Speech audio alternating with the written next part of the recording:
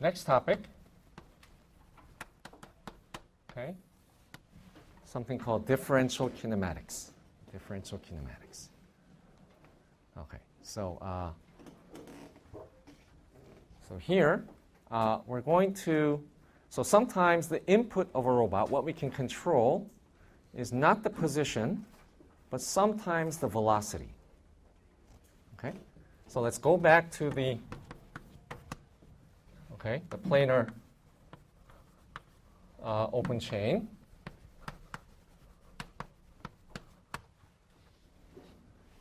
Okay. So we wrote the forward kinematics, Px, Py equals L1. And I'm going to use shorthand notation now because writing cosines and sines can be kind of tiring. So let me just use the notation C1 to denote cosine of theta 1. And let me use the notation C12 to mean cosine of theta 1 plus theta 2.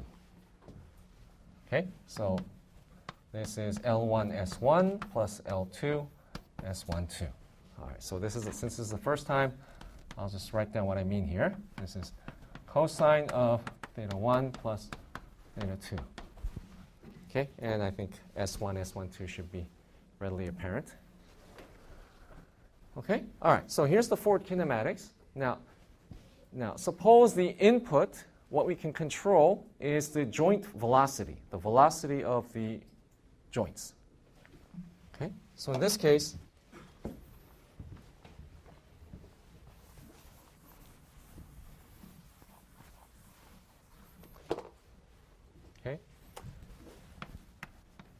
suppose inputs are joint velocities,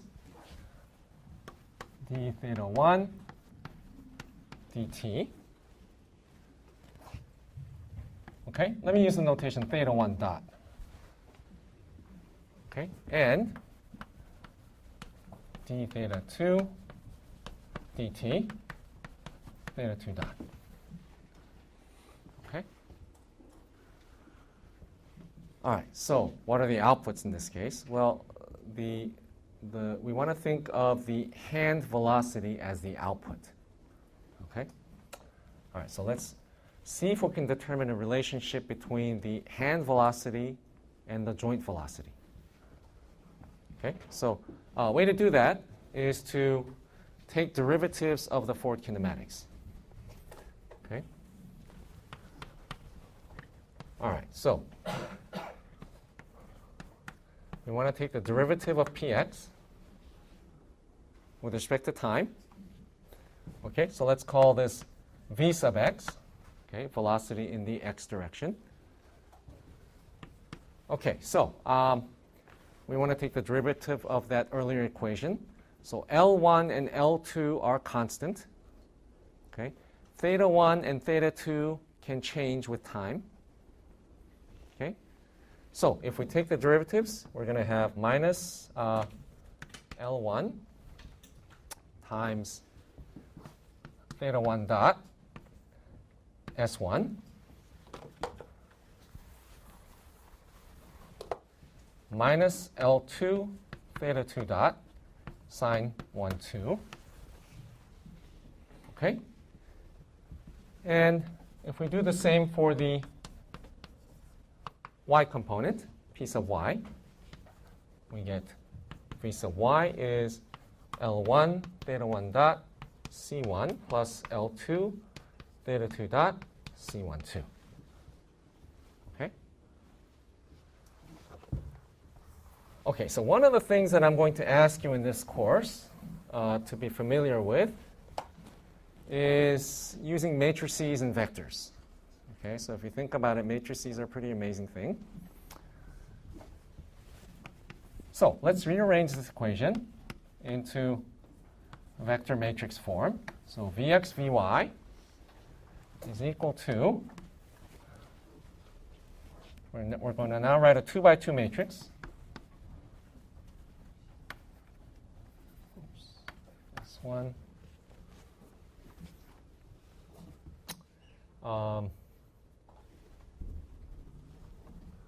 Okay. Oh, I think, did I make a I think I made a calculation error here.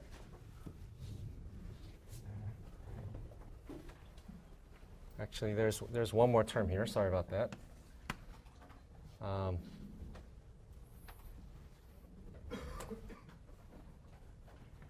Okay, let me minus L2 minus L1 theta 2 dot S12 goes there.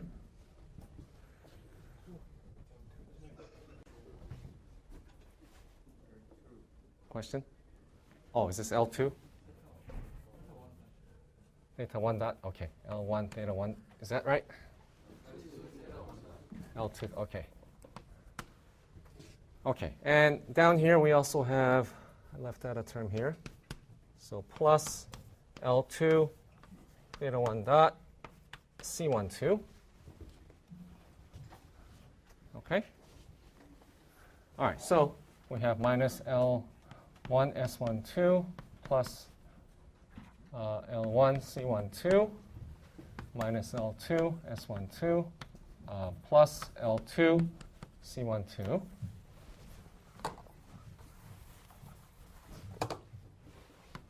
Okay, times theta 1 dot, theta 2 dot.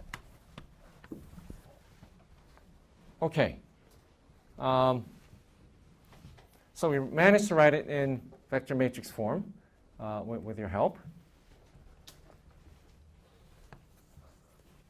This matrix has a name. It's a very special matrix.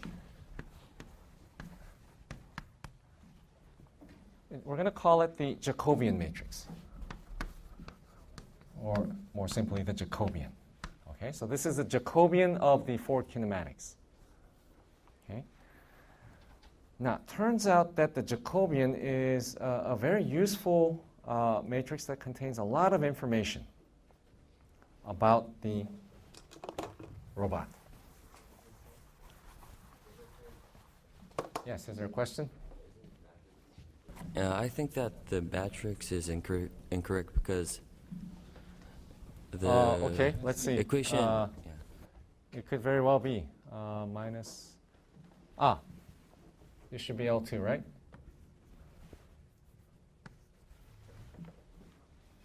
Does that fix things? Okay. Okay, thank you for that correction. I hope this is not a sign of things to come, all these little calculation errors.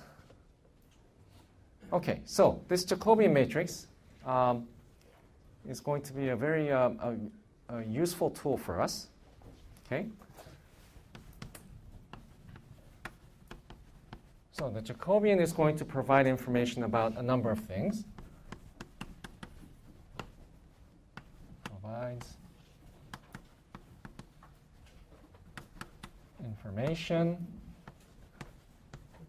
about a couple of things. Well, first thing, and this is going to be very important to us, is singularities. Okay?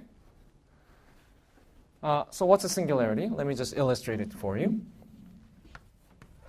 Now, if the robot's arm is extended completely like this, okay?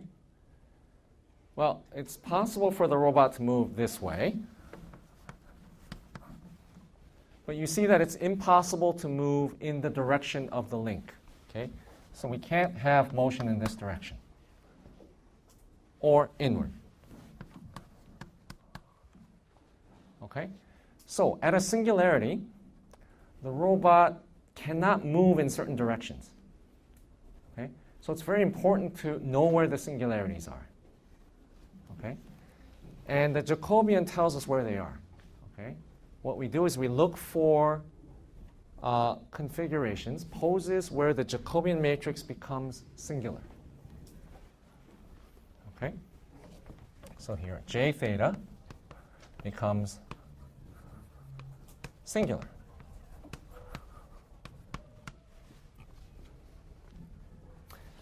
Okay, so singularities from this perspective, not a good thing. Right? We want to try to avoid them. Okay, here's a related notion of singularity.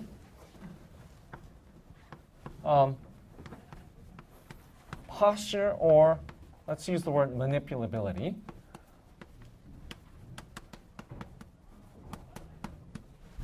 Okay.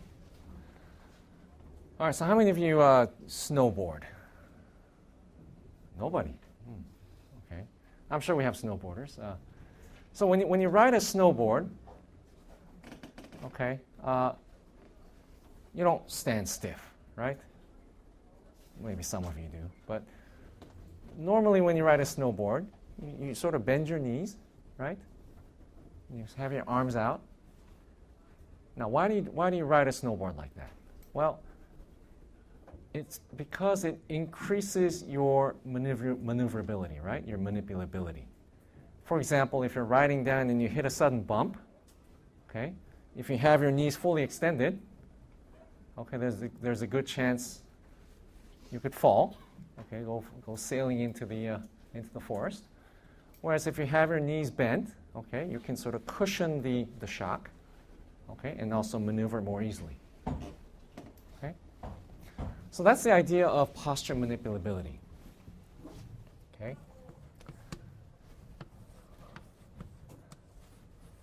So if I were to represent the directions that a robot can move by an ellipsoid, then if a robot were in this posture, okay, pretty clear that it's very easy for the robot to move in these directions, okay, but not so easy to move in these directions. Okay. Now, if the robot were happen to be at, let's draw another posture here, this kind of posture, then in this kind of posture, it's pretty clear that the robot should be able to move in uniform directions quite easily, right? So if I were to draw that as an ellipsoid, it would look more circular here. Okay? So in fact, it's the Jacobian that allows us to draw these ellipsoids. Okay? And using that, we can figure out, well, for example, when I write, you don't see me writing like this, right? You don't see me writing like this. I hold my arm out at a comfortable angle, right? And I do this because I can move the arm easily in all directions. Okay? So the Jacobian gives us information about what the best posture is. Okay? If a robot's going to pick up an object, what should its best posture be, assuming you have a choice? Okay? All right, so we're going to spend quite some time figuring out how to derive the Jacobian and use it for singularity and manipulability analysis.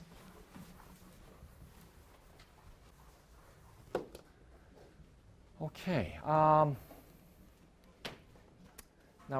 we're nearing the end of sort of the mechanics part of robots, understanding the robot's kinematics. Okay. Next topic we're going to discuss is closed chains. Okay, so I gave you an example of a closed chain earlier. Okay, so remember this.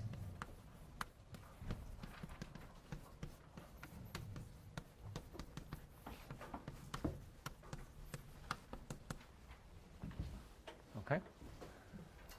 So we can have robots like this. Actually, there's an even simpler closed chain that we encounter in everyday life. Okay, here's a closed chain. Every time my two arms grasp an object together, okay, that forms a closed chain. Okay, so if we have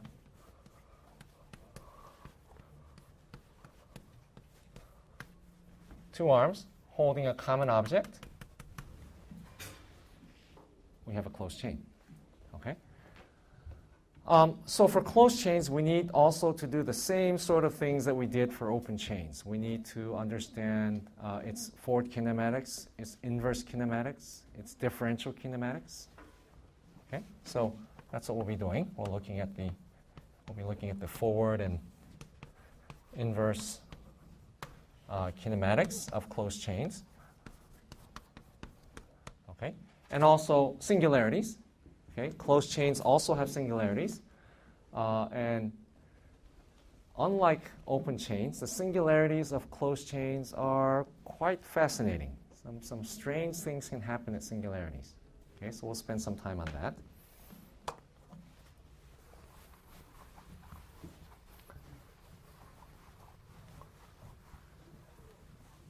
Okay, so that's closed chains. Now we're going to sort of change gears a little bit, and now we're going to talk about planning and control. Okay, so whereas this might correspond to sort of a mechanics, sort of a physics view of the mechanism, the next set of topics are going to be concerned with sort of a higher level sort of planning, control, intelligence issues. Okay, namely, how can we get the robot to behave in the way that we want it to? Okay. All right. So we'll be looking at planning first. Okay. So here's a simple problem. So here's my robot. I want to move my arm from here to here. Okay. This would be an easy task, except now I'm going to make it a little bit more complicated by putting an obstacle right here.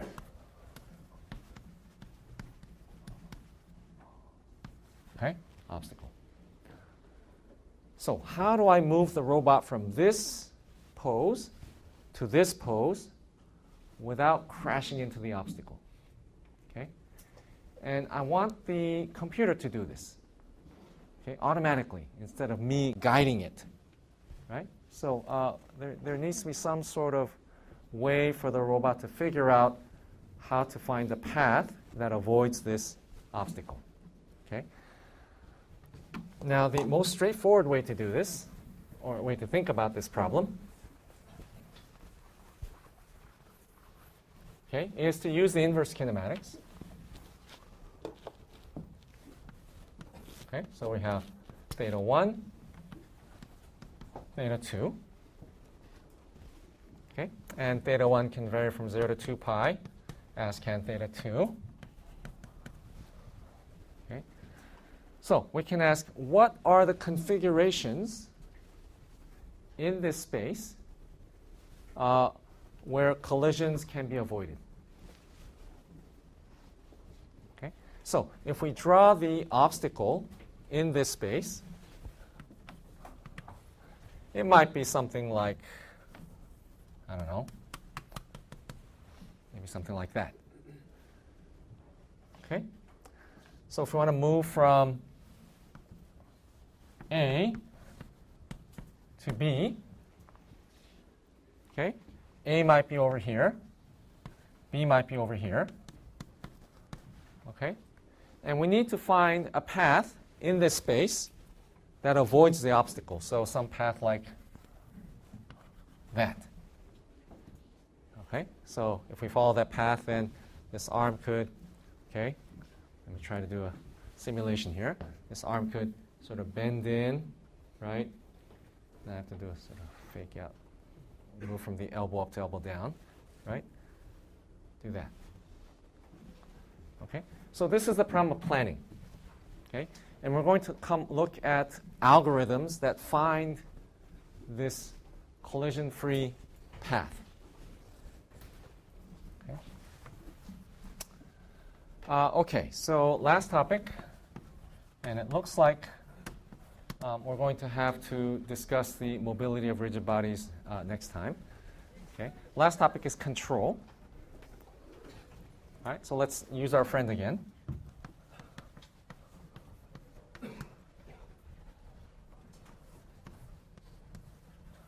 Okay, so here's my two-link planar open chain. I want the tip of the two-link chain to follow this straight line.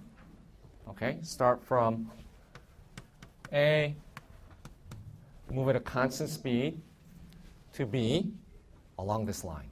Okay, It's a very simple task. Okay. All right. So by now, I'm an expert in forward kinematics, inverse kinematics. I know how to solve this problem. Okay. So I use, and suppose the inputs to the robot are velocities. Okay. So I use my Jacobian to determine the necessary velocities. Okay. And I apply it to my robot. And the robot does this.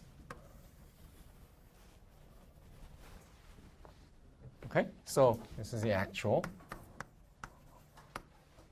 path. And this white was my desired path. Okay, so what happened? Okay, why is it doing this? Why is it not behaving the way I want it to? And that's the fundamental problem of control. Okay. So the reason there are errors, okay, several reasons. So errors are due to, well, there's noise. Okay. Noise, disturbances.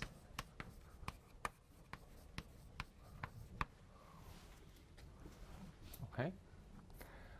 Another source of error might be, well, I designed this robot so that the link length is 1 meter and 1 meter. Okay. But when I actually get the robot back, I find that the link length is 0.98 meters. Okay. So the link lengths might not be what I originally specified them to be. Okay, so these are kinematic, okay, parameter errors.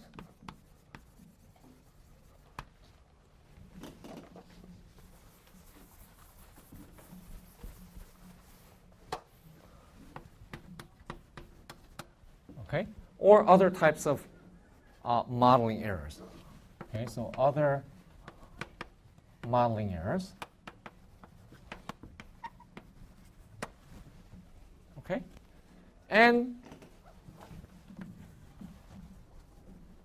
there might be things like friction. Okay, friction. Maybe the links are bending. They're supposed to be stiff, but they're bending slightly. Okay, so elasticity. There could be something called backlash at the joints, right? The joints might move a little bit like that. Okay, and other types of errors that we don't account for in the model. Okay, so other unmodeled errors. Okay, so there are lots of sources for errors. Okay, so anytime you do this experiment, chances are there's always going to be some error. Okay, so how do we fix that? Well, we fix that using something called feedback control. Okay. Okay, so I know some of you have taken a course in control engineering, control theory, so you might be familiar with the basic notion of feedback. Okay. The idea is to use measurements of the current state and then use that to compensate for the control so as to correct the errors. Okay. So we'll see a detailed example. We'll do a detailed analysis of feedback control for robots later. Okay. Okay, so that, in a nutshell, is the coverage of the course. Okay, I know I took about 20 minutes longer than expected. Okay, but as I said, we're focusing on the sort of the fundamentals. Okay, the fundamental tools that we can use now, 10 years, 20 years later, even when the robots have changed dramatically in terms of design, technology, etc. Okay, any questions or comments before we close the first lecture? Okay, if not, I'll see you this Wednesday.